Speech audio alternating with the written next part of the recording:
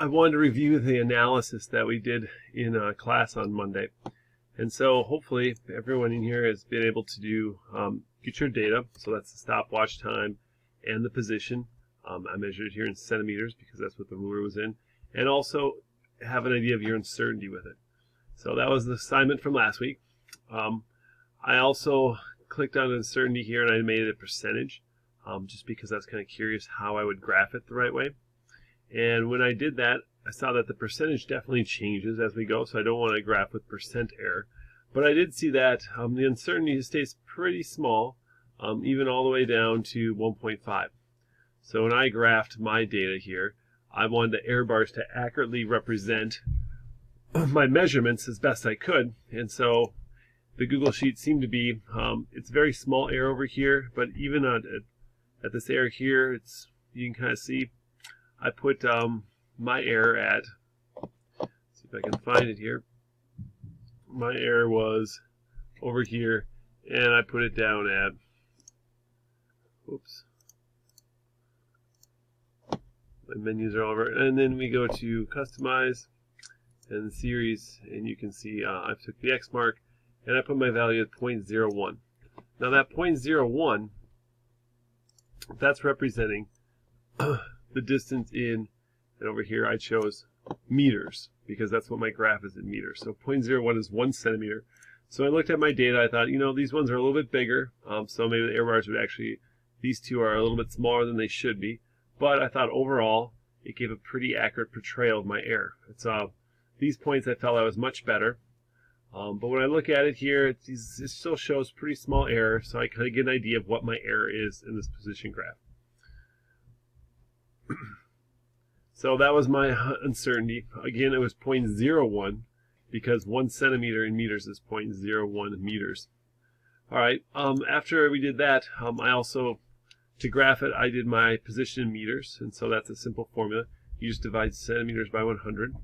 I also did my adjusted time because I like the idea of my graph starting at 0 time because that's when the cars let go. So I need to subtract 4.47 from all these.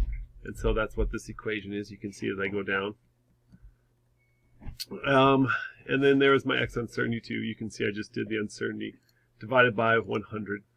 And then it gave me the 0.01 that I put in there. All right, the next step was to calculate your velocity. And now this is the interval velocity, not the average velocity for the whole time the car is driving. But I just want to know what was the velocity between these two time periods, or between 2 frames of the video. I calculate the velocity during that frame. And so the velocity there is going to be your change in distance, which for me was the F's, divided by the change in time, which were the E's. I also want to get the minimum and maximum velocity. So to do that one, I need to have the smallest possible distance between my points and for to get the speed. And then I also need the time. And so I did put a post on here for you guys that you can see in the ramp videos. Let's see, where did I put the picture? I wanted to show you it's in Schoology. But it's this idea of how do you find the maximum minimum slope.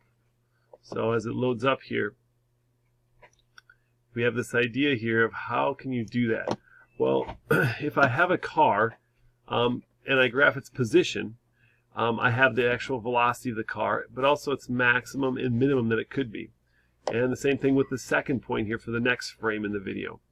If I want the smallest slope or the smallest velocity of those 2 points, I want to take the smallest distance between them. So that would be between the maximum of the first point and the minimum of the second point.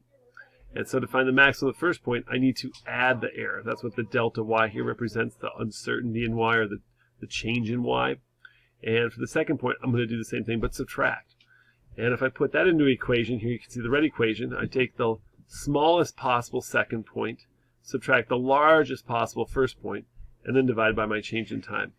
The same way, if you want to do the max, you want the smallest possible first point and the largest possible second point to give you the biggest change in position, because the bigger change in position will give you a larger velocity. So here I need to add the error, and then I need to subtract the error. So it's reverse of the red equation. And this will give me my largest possible change in position which will give me my largest possible velocity. This graph here is showing that the slope is equal to acceleration, and that would be true if this was a velocity graph. But in a position graph, the slope would be equal to velocity. So you can use that. And by putting those equations in here, you can see that right here, you can see that this looks just like the slope. So here I'm subtracting and then adding my error. And that's the same thing as here, where I'm subtracting and then adding my error. Likewise, the velocity equation is the same way, except now here the signs are different. First I'm adding and then I'm subtracting. Make sure you're matching up parentheses, because we need to do all of that change in position map before we divide by our change in time. And once I have those velocities, you could graph all of them to kind of get a sense of how big they are. I also calculate the error and velocity, so that's going to be the difference between, we can see here, it's going to be the difference between H4 and I4, which is the difference between the min and the max. And here I want to do the velocity subtract the minimum, so I get a positive difference. And I want to compare that to my second values here, which is going to be the difference between the maximum in J4 minus the actual velocity. And so here the subtraction is reversed because I still want a positive difference to compare. And this max function just takes the biggest of those two values. And so when I do that here, I can see what my error and velocity is. And you can see here, as we go through the data, it's getting bigger and bigger and bigger. So it would be hard to choose one change in velocity that I could graph with my error. Although when I calculate the percent error, which is going to be my velocity error divided by the actual value of velocity at that point. So I'll tell what percentage my error is bigger and smaller. And when I look at that, I can see it hops around 20 to 40 to 20, 30. But then it kind of settles down here into this 25. There's a couple 40s, 30. And so now I can get a sense of, it looks like my error is, in that 25 to 30 if I had to choose one value to accurately represent it. And so that's what I went to look at here. And when I and when I look at those values for velocity, I get something like this. And so there's smaller error at the beginning, because the same percentage of a small value will be smaller than the same percentage of a big value, give you a bigger error. And this looks like overall pretty accurate portrayal of my error and velocity. So that's the velocity graph. The next step is to interpret this velocity graph. And so remember that the change in position over time, the change in velocity over time is your acceleration. So the slope on a velocity graph should be equal to your acceleration. And our question here is the slope in this data increasing? That would be curving up, or remaining constant, which would follow a straight line, or is the slope decreasing? Maybe the data starts to taper off. So I put on this line of best fit. You guys can see how to do that. You go to edit chart, and then over here in series, you're going to go to customize, series, and then down below you can choose a trend line, and you want to make it a linear one. And also under label, make sure you use equation and show the R squared. The R squared is a representative of how well the data fits that linear best fit line. So a R squared of 1 means a perfect fit. An R squared of 0 means it's completely uncorrelated. So you can see here 0.865, which means that there's a correlation, but it doesn't fit the line very well. That can be because you have really noisy data, or it can be because the trend is not actually linear. So you can look at that as we go. The next step here was to look at, okay, well, I want to decide, is this linear or not? And one tool for that is to look at different parts of your data. So I can graph this again, but instead of using all my data, I went to setup here, and you can see how I subtracted. I didn't go all the way up to 34. I just went down to 24. You can see the first graph I was up on 34 here. This next graph here, I only went to 24, so I didn't graph the last 10 points. And down below even further, I only went to 23, so I took that last point off. So you can see here, this last point right here is gone. So when I'm doing that analysis, what I'm looking for is to just see how well my data fits a straight line. So here I get an R squared of 8.65 and a slope of 2.06. When I take off the last 10 points, the R squared doesn't really change. It actually gets a little worse. And my slope is slightly smaller. If I look at here, when I take that last point away, you can see this last point causes the slope to go from 2.02 to 2.13. So this last little point drags this whole trend line down a fair amount from the slope. So we get a sense of how sensitive our data is to individual points. And this is something you're going to have to explore in your own data. Every data set's a little different. You want to see how sensitive your slope of this best fit line is to each individual data point. Again here, I did it again, but I took out the beginning points here. I want to get rid of those and see what happens. This actually gives me a worse fit. And down below here, I got rid of the first and the last, and it's even a worse correlation. So it looks like I'm getting the best correlations here when I kind of take the whole data set in mind. So that's something to think about. An R squared of 8.86 is not that great, but it kind of gives us a sense of how well the data is fitting a line. Now, when I look at the slopes here, it's hard for me to say, is this data curving down, because it gets quite noisy here. You can go back and try and improve your data and try to figure out why it's noisy. Maybe you did have some measurements that were bad. Here you can see how these 2 points are sticking out and then it drops way down. So this one's kind of an outlier here. You can look here, that was at 0.34. So by clicking on it, and if I look at my position graph at 0.34, let's see if I can find it in here. 0.2, 0.24, 0.7, 0.3, 0.34. All right, so this point right there is causing a little bit of an issue. And you can see here how it does look a little bit lower than the curve that might be fitting in between those two. So I might go back to my video and see if I can adjust that.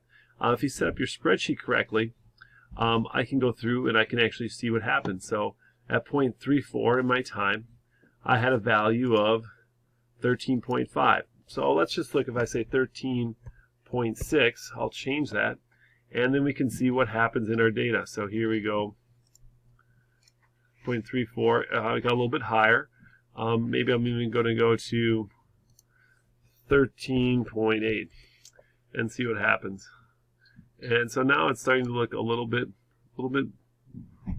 friendlier. It still seems a little bit low, but if I also notice here my velocities now that 0.34, it's not quite sticking out as much. So I really want to go back and think, did I make an error? And you can do that in your video. So if I go back to my ramp video here at 13 degrees, and I'm looking for that time. Again, I'm looking for the time of, in my actual data, the 0.34 looks like it was right in here at 4.81 on the stopwatch. Okay, so I'm going to look at that data and I'm going to see what was the actual video here. So let's see if I go up here, play, let's see if I can pause it, and then I can jump ahead. Again, what was I looking for? 4.81. So I could go a little bit further ahead here. All right, and so now I'm really checking where is the front of this car. And I was trying to see where the corner was. And here you can see it's 10, 11, 12, 13, 14. So actually, maybe I measured wrong, and it's more between 14 and 15. So if I call that here, it's a little bit less than half, I think. I'm going to call it 14.2. So if I take that idea and I go back to my data, and I say, all right, now that I've verified that this measurement seems to be a little off, I'm going to fix that here. And now I can look and see what does that do. So again, now my data is looking a lot smoother here. It's still, you might go back and check these other ones too. But now if I go over here to, oops, wrong box to move. If I go over here to my data here, and now I look for where'd that guy go. Now it's still a little low, but it's actually looking much better. And that's giving me a higher R squared value now. So the R squared can be used to go back and check your data. You don't want to just change it to make things to be a straight line. But if your data shows something strange, that's a good reason to go back and check your video, check your measurements to see if you maybe were off by a centimeter, you just counted wrong, or whatever else may have gone wrong. So you can double check that.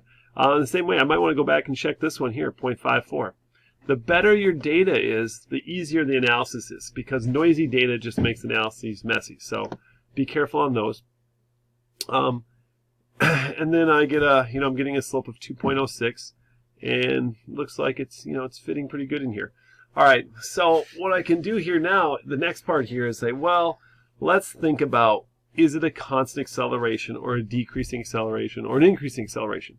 And one way to do that is to take that slope, that 2.06, and say, all right, this is my best slope, and I'm actually going to model my data with a constant acceleration. So I'm going to do this thing called X theory. And the next theory here, I'm just going to use the equation for constant acceleration. So you can see how I put it in here. 1/2 AT squared. So that's my A, it's that value here. And then E2 squared is going to be the time squared. And E2 again was my time. So I can put those in there. I can fill this equation down. And what that's doing is calculating the acceleration, or what the position would be based on our formulas, and whether the acceleration is constant. All right, and when I do that here, I put that acceleration over here so I can change it and see what happens. When I put my best value in here, which was, if I remember right, was 2.06. All right, I can put that in here, 2.06, and this thing is calculating my position versus the theory versus my actual. And you can see here that they're overlaying. We could zoom in here and see if they're overlaying within the error bars. But it looks like my red is a little bit lower than the blue. Not bad here, but then a little bit over here. So, I can play with this now. I can say, all right, well, how about 2.1? And now you can see it looks pretty good up at the top. There's still a little movement around here. It's a little bit lower here, but it looks like a pretty good fit.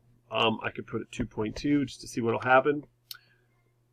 Now it's still matching pretty well. The red's a little bit lower at the beginning, and then the red's a little bit higher at the end. So this is kind of saying, well, does my data fit a constant acceleration or a decreasing acceleration? Maybe I can go 2.3 and say, well, now I'm getting a pretty good match in here, but then it's tapering off. So maybe this acceleration at the end is not quite 2.3, maybe it's a little less. Or in the same way, I can put a 2 in here and say, all right, definitely more, 2.1. I can say, well, I'm getting a good match. The constant acceleration seems to match pretty well, but it is a little bit lower in here. So these are things that you can think about when you do your data analysis, and we can discuss that individually when we do these Google Meets later this week when you're done. So as soon as you've finished this assignment where you have your velocity graph and you've calculated your X theory, then I would like to look at that together with you, and we can meet up and talk about that. Good luck.